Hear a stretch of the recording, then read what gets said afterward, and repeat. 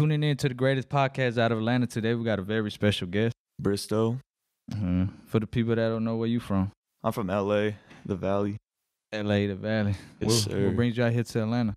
You know, just music, business. I'm with my boys like Frank, Dom, and 20, Kavi, some other people back at the B&B.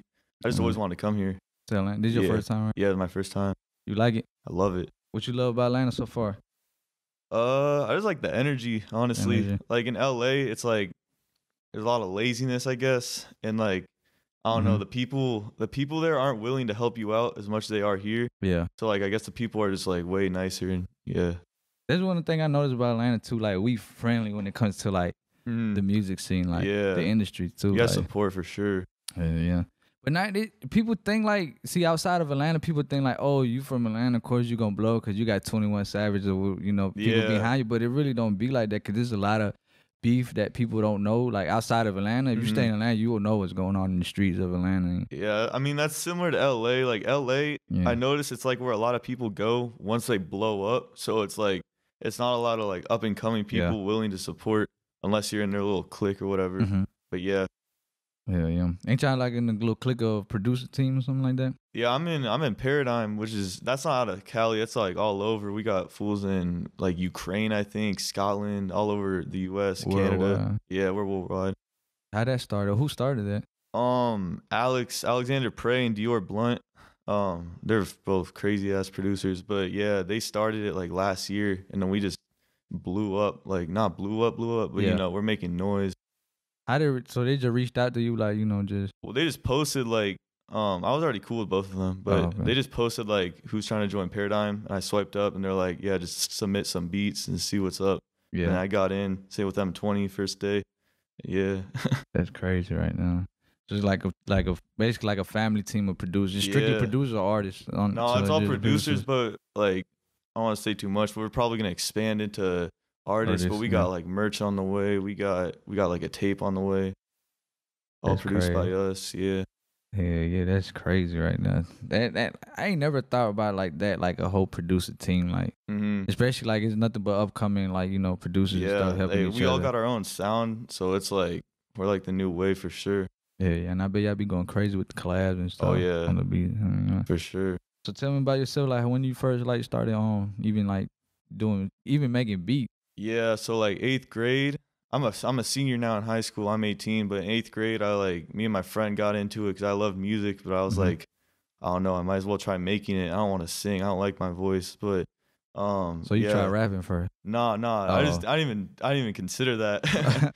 I just went straight to producing on like GarageBand with my other friend, and then we did like a little school project for producing, and then I was like, just messing around with it, and then like last year, like around like November of like 2019 is when I started actually like going hard with it, like like networking and like collabing with people, getting placements, stuff like that.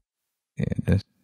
So what was like the first placement, or not even placement? What was the first song that like it's like who made this beat start catching people's eyes and attention? Like I feel like Armani, honestly, because Armani was like the first guy, I guess, in the underground with like some sort of platform. And like we just locked in, like that's my boy. Like we got a tape on the way too, and like he put me onto a lot of people. Yeah, and I obviously love his sound. He's really different, but yeah, Armani for sure.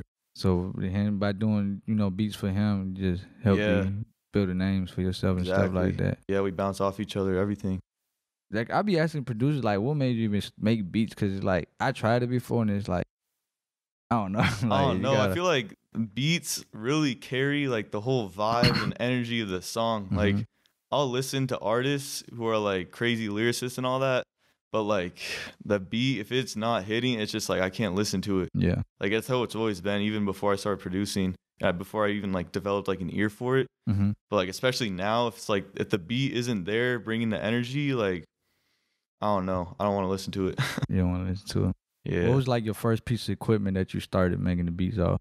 My mom's like old like PC, like this really old, like it was really bad. It was always slow. Yeah.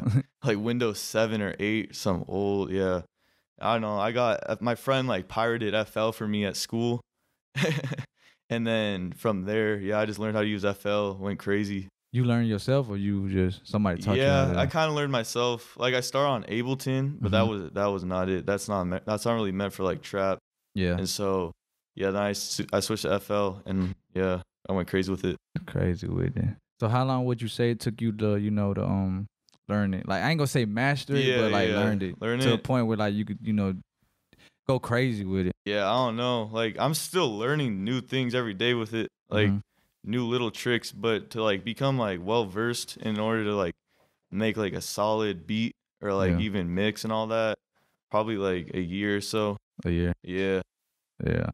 Dang. So how fast you say you cook up beats? Like honestly, I don't know. It's different because like sometimes I'll be using loops, which takes like 5 minutes. Like it's simple because the melody's already done. The melody, in my opinion, is like the hard part. But like I like making a lot of my own melodies because I feel like limited with loops a lot of the time. So I don't know. Sometimes I'll spend like 2 hours. Sometimes I'll be quick. I'll make it like a half hour. Sometimes I'll like start it one day, finish it the other day. Like just depending on the vibe. Yeah, like if I get into like a creative block halfway through, I have to just like put it down for a second. What you mean creative block? Like if I just like make something like a bass, make like a bass like melody or drums or whatever, and then I just can't think of anything else to put it or anything else to like put on it, but I know there's something else that could be on it, then it's like I just gotta like save and put it away for a little bit. Yeah. How often you make beats? Every day. Every day? Every day, yeah. You don't ever get like tired or like I do. Like a couple weeks ago I had to take a little break because I was getting overwhelmed as fuck. Like I had school going crazy. I had beats and I had like I don't know. I was going crazy. So yeah, I just had to take a couple days off. Be a kid for a second. Be a kid. So y'all doing virtual, right? Or for school? Yeah. We just got back to in person, like optional, obviously. Oh, for real? Yeah, but LA, since it's been hit like the hardest, like we haven't been able to do anything for school. And it's my senior year, so it's not that fun. Damn, was you going to college after that? Or? Yeah, I'm gonna go to USC. USC. I just got into it. Yeah. What you going for? Music industry. Music industry. Yeah. How many years you think you gonna do in that? 2? At USC? Yeah. I don't know. I'm planning all 4 years. I'm trying to graduate from there. Yeah. I mean, if music takes off and I could just financially support myself musically, I'm taking that because that's like what I really want to do. But so let's say you like 2 years in college, you'll drop out. If I'm making platinums, I'm traveling all over, and I'm not able to go to class, I'll drop out. Yeah, I drop out. But yeah. But yeah, you got. Oh, I ain't gonna say a backup plan, but you. I mean, it's like I guess it is a backup plan, but it's just like my passion's in music, so. And also, it's like it's not even a backup plan. Like being having like a being in the industry is like good for producers, because you can learn the ins and outs of the business, and like you can meet other people at labels. And you could like start managing other artists, making more money. Oh yeah, fact. Yeah. Especially when they say when you get that plaque, you go up from there. Exactly. Yeah, I'm still grinding for that first plaque. Yeah. You haven't got it yet. Not yet. Soon though. Who you think gonna be that lucky artist? I don't know. I'm hoping it's someone I'm coming up with, like Armani, YSB, Dom Frank, like someone I work like close with. But yeah, like it would be cool either way. Like if I get like a Dirk placement or a Future placement and I get a plaque. But I don't know. I'd rather come up with like one of my boys. If you stay in Atlanta long enough, you're gonna get that. I mean, yeah, I'm trying to come here like as much as I can. I'm trying to travel like crazy this summer. Y'all been to the studios yet in Atlanta?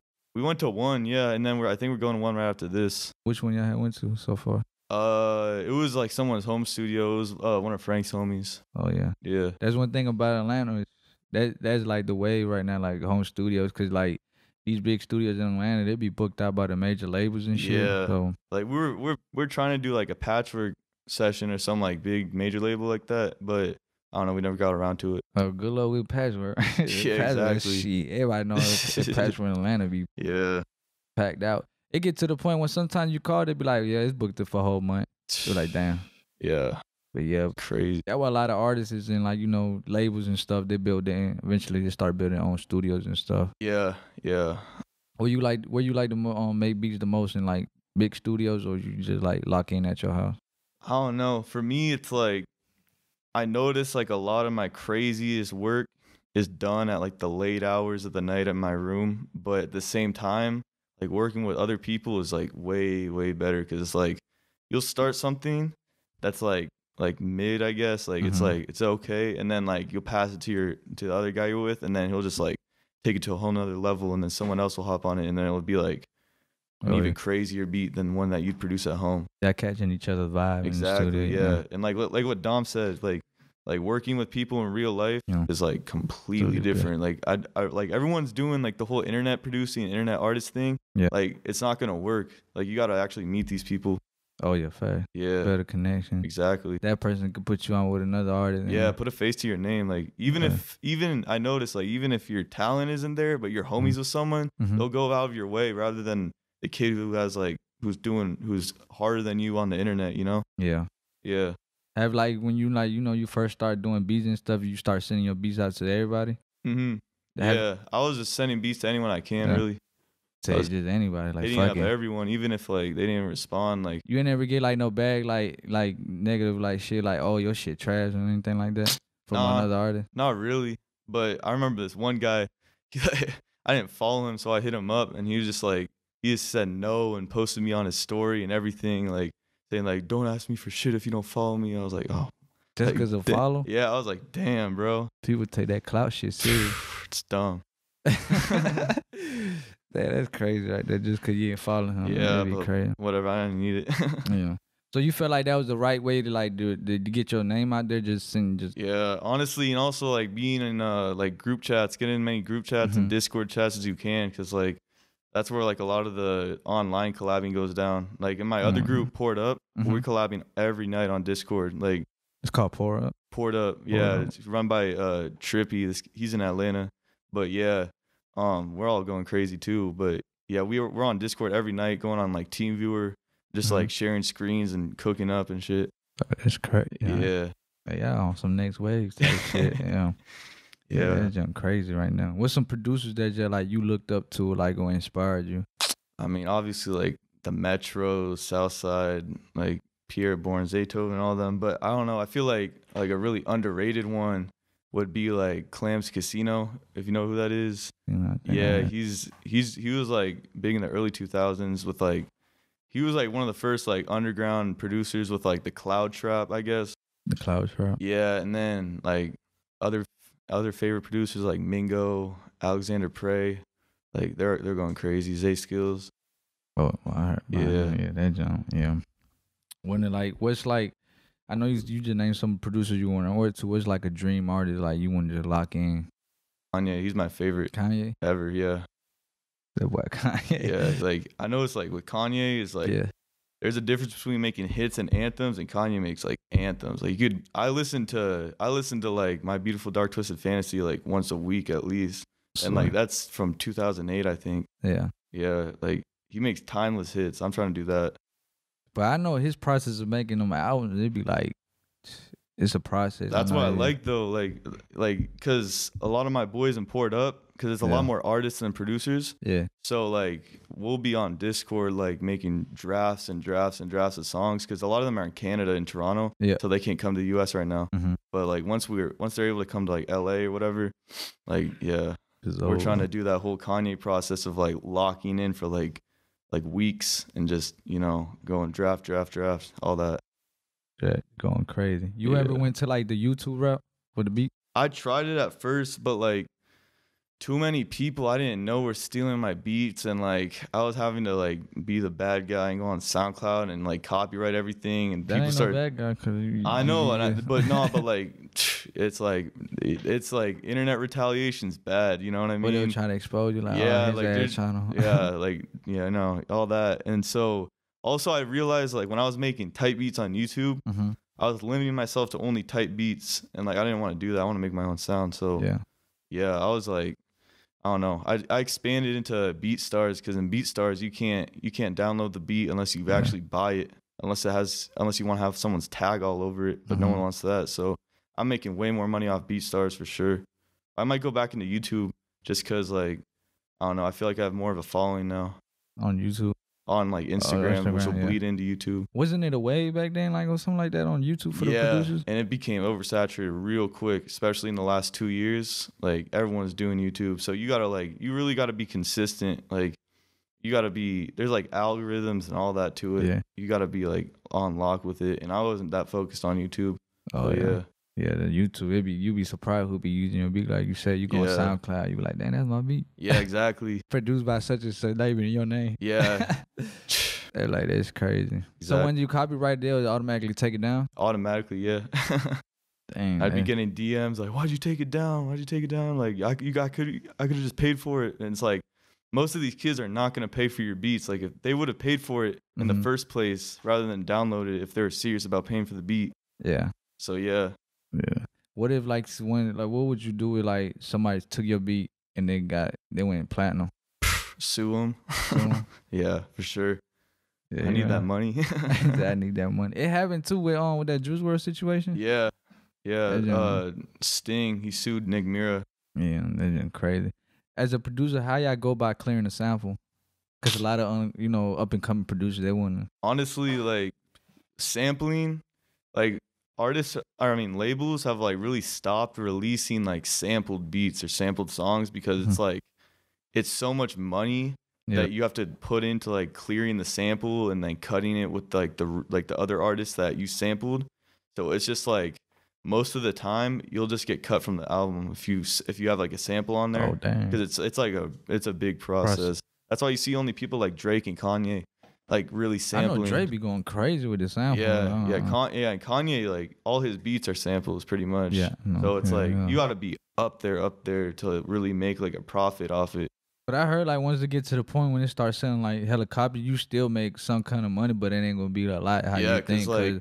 Like you said, you split the check with such and such and such and such, and it be, especially they got writers too, like they get a piece of that. No, everyone associated with that song needs a cut. So it's like, think about how many people were in the song, like on a song in like the 60s or whatever. Like if you sample like a folk song from the 60s, it's like you gotta give money to the drummer, the guitarist, the vocalist, the writer, the engineer, everyone. The guy that held the drumsticks up. Literally, like, damn. Literally. So you don't like sampling like that? I do for fun, because it's like I like seeing how I could flip it, because I've been doing that a lot. Like when I get like beat block, so because it just like opens a new lane. But yeah, just sampling is I don't usually get it placed with samples, but yeah, it's for fun. How you go about working with another like an underground or just any artist? Underground artists, do you choose or you just go by they sound? Cause like what if like the artist is just like whack? Like you gonna, if they're whack, I'm not gonna work with them, cause like underground artists already, like there's not much money in it. It's mainly for like the passion of music, cause like underground artists make the best music for sure. But it's like if someone's whack, I'm not gonna go out of their way to like work with them, especially just cause they have followers. But like I'd rather work with someone with like 2K followers that's like got that sound, like that new sound that you just know is gonna work. Yeah. Rather than someone with like 100K, but just not it. It's not it. That jump. Yeah. So the best thing to do, like, how do you find that artist? And like you said, how do you even just listen to music, honestly, and see who your other, your producer friends are working with. Like that's how a lot of it comes about, because like they see, let's say you're working with someone who's really, or your friend's working with someone who's really fire. Yeah. And like they see, that artist sees that you're friends with their main producer, like it's an easy route to work with them. Fine. Yeah. It's like sharing connections. I thought you just be like deep searching on SoundCloud. Nah. I mean, it be some gems on SoundCloud though. Like you gotta look for it. You just like shuffle a random playlist, you'll find a gem every now and then. Yeah. But it's rare. It be rare on SoundCloud. Yeah, mainly Instagram is how I find them. Instagram? Yeah. Because everyone loves posting all their music on Instagram.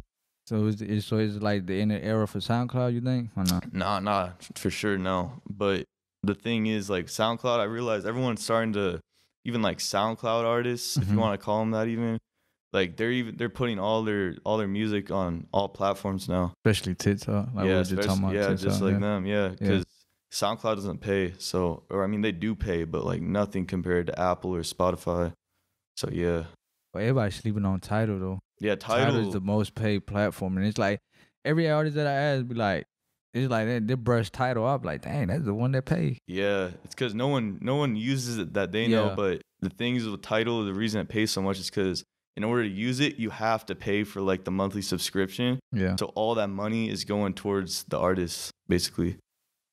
Since they announced that Facebook's finna enter, the streaming service platform, are you gonna start, showcasing your beats on Facebook?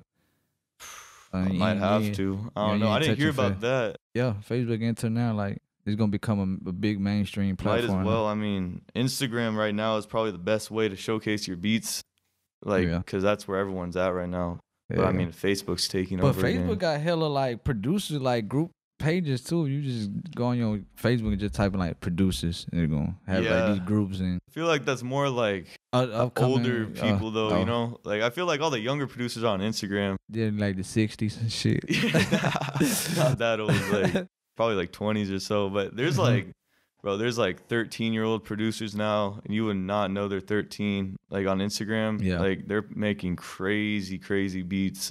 But and they're 13. It's crazy. As a producer, how important is it to show your face on Instagram?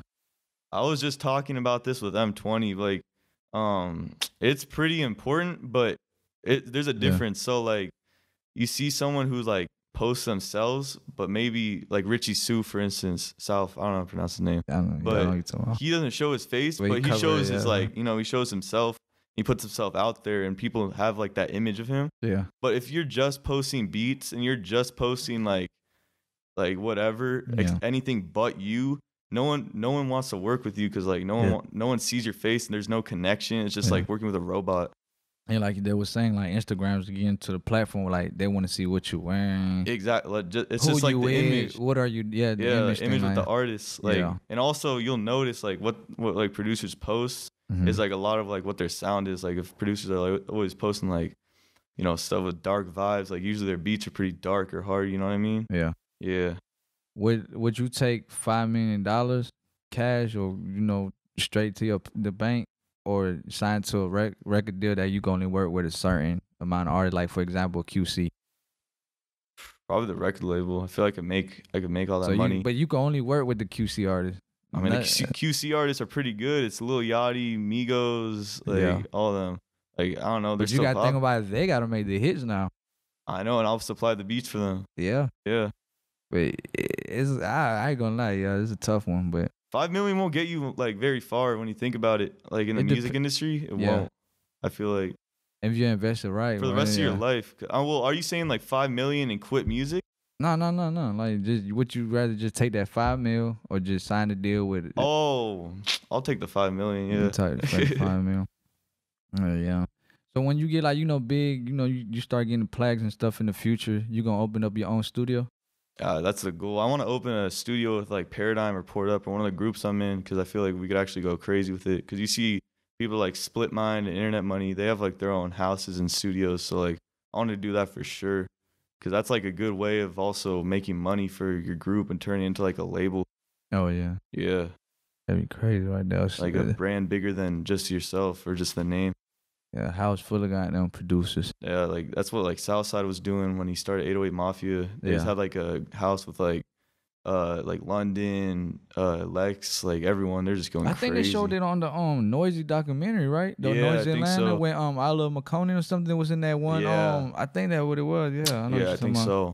I think they showed it like a little sneak peek where they was in an old apartment complex, and it was like, it looked like a bando, but it was like, it was a vibe, like That's what I like though. That's like it's like the grittiness, it's like the grind to get there. Like, yeah, literally. Like, you know what I mean? Like you don't always be cooking in like a nice studio like from the start, because you won't appreciate it. Yeah. Yeah. Would you let a label change your style? I would try not to. Like I'd rather not get myself even into a situation like that. Like a lot of labels I've noticed are starting to veer away from like trying to warp the artist's sounds, because they realize they're going to become obsolete if they're doing that. Because a lot of the artists are, leaving labels, like saying like, I don't need a label, all that. Yeah. So they're starting to work with artists more because they realize like artists don't need them as much. Yeah, everybody just know the game now, that the label is just a big, bank loan, just loan you, put you in a better position. They crack the code, yeah. Yeah, they put you in like big shows like Coachella and all that, and just, yeah, they run it. It's like the mafia. The mafia. Would they ever have like a Coachella just for strictly producers? That'd be cool, honestly. Like I love DJing, so like if we could like DJ beats or something, that'd be cool. Like I don't know how. I feel like it would only be producers. I'd be able to appreciate it. because like other people listening to it would just be like, I don't know, they wouldn't understand what's going on. But yeah, it would be cool though. Would you ever cross over to EDM? Yeah, I've experimented with it a little bit, and like my cousin was big into EDM. Like he's really good at producing EDM. People sleeping on EDM, it sells. Yeah, it sells, especially in like Europe. Yeah, that shit sells everywhere. Yeah, man. It's like worldwide music. You for on sure. the Miley? It go sell, man. Those festivals go crazy for real. For real, man. That jump be selling. Especially we had one in Atlanta. It's called Tomorrow World, something like that. Mm-hmm. Man, that junk used to. It was a festival, but they closed it down. Those festivals go crazy. Like man, you see Ultra Miami, like. But it was weird because it was like hip hop mixed with EDM. Like they had the Migos when the Migos first came out with the bando and stuff. That's what they're doing EDM, now. They're like remixing. They're doing like rapper acapellas and remixing it. Like Diplo like remix like X's. Like you know that Diplo and X song. Yeah. That's what they're doing a lot now. They're like using the rappers' voices and just remixing it. But sometimes it don't sound good. Like yeah, a lot of times it doesn't. They know what they're doing like with their voice because they're not into like trap, so they don't really know what like a good trap beat sounds like. But yeah. What would you say your style sound of beat? I don't even know yet. Like I'm still developing it. It's mainly like dark and like cinematic. I feel like cinematic. I love like cinematic. So yeah. Yeah. What makes you different from millions and thousands of producers from out here? I don't know. My work ethic, I guess. Your work ethic. Yeah. Yeah. Always trying to make beats. You gotta grind to get that plat, man. Yeah, like I haven't been going to any like parties or anything in the last 2 years of high school. For real? Yeah, I just been making beats and like going to the studio and like coming out here, like traveling. Hey, that dedication for real. Yeah. Yeah, man, that's crazy right there. Anything else? What's your goal? One more question before we head out. What's your goal? You know, just have this as like a career. Like this is what I love doing. So like I want to make it a career. Just be able to financially support myself, my family, and all that. That would be a blessing right now. Oh yeah. Hey, only gonna take you one song. Literally, that's what I'm saying. Like we're all of us in this room are like one little step away from like making it happen, but it's like the hardest step. I keep forgetting his name. He from Atlanta. You know Raw Wave, right? Yeah. He's a producer too. Like, man, he produced a lot of Raw Wave upcoming shit. Oh, TNT? Not TNT. Oh. I keep forgetting his name. He stayed. Well, you don't probably know Atlanta area, but he probably know old Nat. I forgot his name though, but my homeboy, man, like, it's crazy story. He know him, but like, man, after he went platinum and all that shit with Raw Wave. Yeah, like, yeah. Bro caught the Hellcat, a Tesla. Like, I like, same damn, with like it's young over. boys He took producers. off. Like, it was crazy. I think that was his name. Yeah. Oh yeah. That joint, it was crazy for him to see, cause I used to see him like pull up and they used to chop it up. Next thing you know, like. Yeah, like he was on the south side heavy, and it was crazy to even witness that. Like, dang, you were sitting right here, just sitting right here, cooking up a beat, and next thing you know, you out of here. Literally, like, it's all like, I mean, and look then like you said, only took, I think he went platinum like 2-3 times with Raw Wave, and it was just like them royalty checks was, I guess, looking good. Yeah, look at Section 8. He produced that 42 Doug and Baby song and blew him out of the water. Signed a big ass deal. Yeah. R.P. to Narquise, but Narquise was. He blew up too with Lil Baby. He produced a lot of Lil Baby first project and stuff. So yeah, R.I.P. Man, that jump. Hey, like you said, take that one song, you be over with. Yeah, couple mil. It's crazy how it works. But where can they find you on social media platforms? Instagram Bhristo.mp3. I don't really use Twitter, but it's OAO Bhristo, and then YouTube is Bhristo, SoundCloud is Bhristo. Yeah. What about OnlyFans? Maybe I should start selling like beat lessons on there. I ain't never seen nobody do it. I've seen a couple producers do it. I don't know how well it works, but I'm down to try it. Yeah, do tutorials and crazy. It's like a master class. That's what OnlyFans is. I wouldn't even for. do it though, because they'll run out with your sound and you show them how to basically make your beats. Yeah. What you think? Yeah. I mean, I wouldn't show them exactly how to make my beats, but I'd give them like the structure. Yeah. Yeah. Any advice for these upcoming, youngins out here that trying to produce too? Yeah, just keep going with it, I guess. Like, stick to your sound. Don't try to copy anyone. Be yourself. Not to sound cliche and all that, but just like stick to yourself. Believe in yourself.